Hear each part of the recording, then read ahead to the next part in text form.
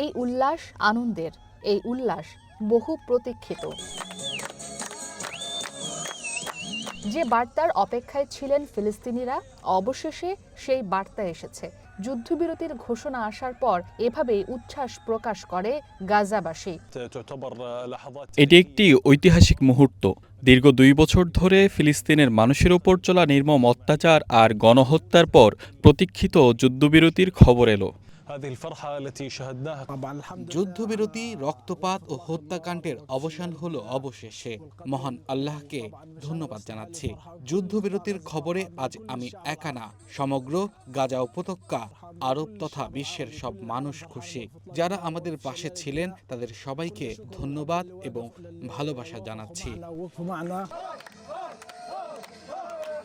যুদ্ধবিরতির খবরে যখন উচ্ছ্বসিত খান ইউনিসের বাসিন্দারা, তখনও আরও অনেকেই জানেন না শান্তির বার্তা এসেছে তাদের জন্য। কারণ যুদ্ধ বিধ্বস্ত গাজার অনেক এলাকা এখন বিদ্যুৎবিহীন। এক্ষেত্রেও মানবিক দায়িত্ব পালন করছেন গাজায় অবস্থানরত সাংবাদিকরা। ফিলিস্তিনি আলোকচিত্রী আনাস আয়াদের প্রকাশিত এক ভিডিও বার্তায় দেখা যায়, গাজা সিটির অন্ধকার রাস্তায় প্রেস জ্যাকেট পরে হাঁটছেন কয়েকজন সাংবাদিক।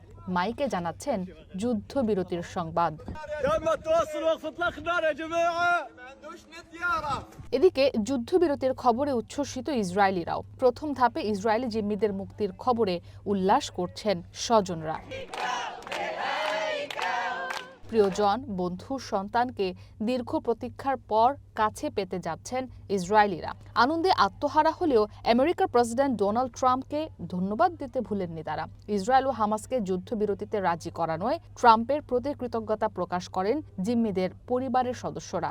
President Trump, you have the best crowd in the world. What do you guys have to say to President Trump? Thank you.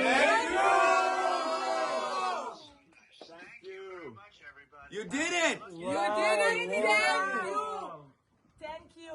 ট্রাম্পের প্রস্তাবিত 20 দফা শান্তি পরিকল্পনার প্রথম ধাপে বৃহস্পতিবার যুদ্ধবিরতি কার্যকর ও বন্দি বিনিময়ে সম্মত হয়েছে দুই পক্ষ।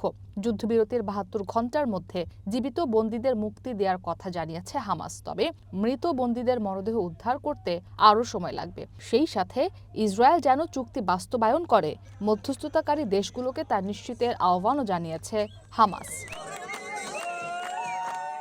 ইসরাত মুক্তি, ওয়ান ইন্টারন্যাশনাল ডেস্ক।